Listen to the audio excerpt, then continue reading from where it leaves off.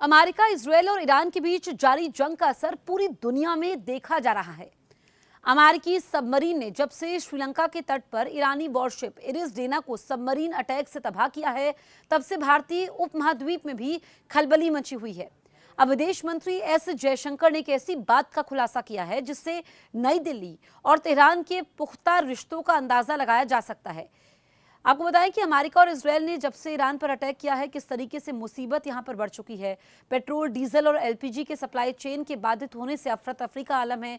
इन सबके बीच अमेरिकी सबमरीन ने श्रीलंका के तट पर ईरानी वॉरशिप इरिस डेना को तबाह कर आग में घी डालने का काम कर दिया। इससे इंडियन ओशन यानी हिंद महासागर में सुरक्षा को लेकर गंभीर चिंता पैदा कर दी है। चौंकाने वाली बात तो यह है कि वेस्ट एशिया में जब तनाव बढ़ा तो ईरान के 3 वॉरशिप इस क्षेत्र में मौजूद थे। एक शिप इरिस लामान को कोच्चि के बंदरगाह पर शेल्टर दिया गया। दूसरे शिप को श्रीलंका ने त्रिंकोमाली पोर्ट पर एंकर होने की अनुमति दे दी। तीसरा जहाज इरिस डेना अमेरिकी सबमरीन का शिकार बन गया। विदेश मंत्री एस जयशंकर ने इरिस लामान के बचने की अनसुनी कहानी बताई है। भारत के कदम से न केवल इरिस लामान अमेरिकी पनडुब्बी के संभावित हमले से बचा, बल्कि उस पर सवार दर्जनों कैडेट की जान भी बच गई। फिलहाल ये वॉरशिप और ईरानी कैडेट भारत में सुरक्षित हैं।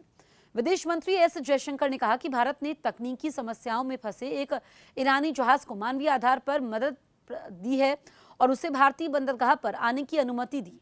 जयशंकर के अनुसार ईरान की ओर से भारत को संदेश मिला था कि उनका एक जहाज, जो उस समय भारतीय जल क्षेत्र के सबसे नजदीक था, तकनीकी दिक्कतों का सामना कर रहा है और भारतीय बंदरगाह में आने की अनुमति चाहता है। उन्होंने बताया कि यह संदेश करीब 28 तारीख के आसपास प्राप्त हुआ था, जिसके बाद 1 मार्च को भारत सरकार ने जहाज को भारतीय बंदरगाह में आने की अनुमति दे दी। इसके कुछ दिनों बाद जहाज कोच्चि पोर्ट पहुंचा, जहां वो फिलहाल खड़ा है।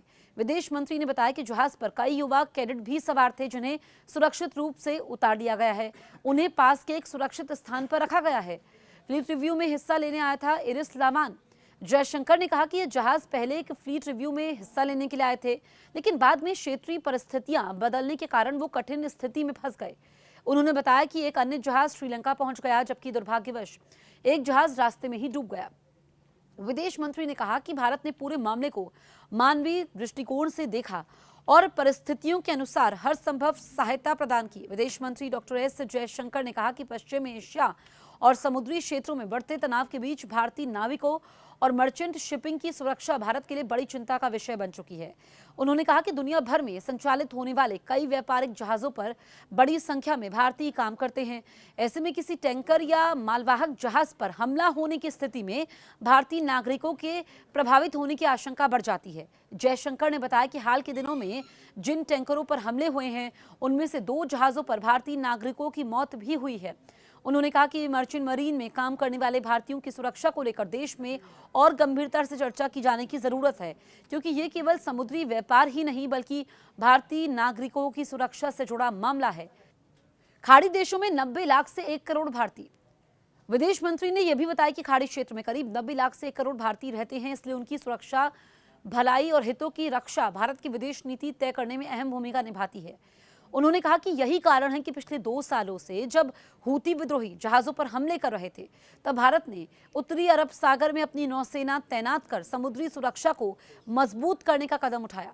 जयशंकर ने कहा कि भारत ने अमेरिका के नेतृत्व वाले ऑपरेशन प्रॉस्पेरिटी गार्जियन से अलग रहते हुए भी अमेरिका, यूरोप और क्षेत्रीय देशों की नौसेनाओं के साथ समन्वय बनाकर समुद्री मार्गों की सुरक्षा सुनिश्चित करने की दिशा में प्रयास जारी रखे हैं। उन्होंने जोर देकर कहा कि वैश्विक समुद्री व्यापार और भारतीय नाविकों की सुरक्षा भारत की प्राथमिकता बनी रहेगी। आप इस बारे में क्या सोचते हैं, हमें कमेंट करके आप जरूर बताएं। और अगर अभी तक आपने हमारे YouTube चैनल को सब्सक्राइब नहीं किया है, तुरंत सब्सक्राइब करें।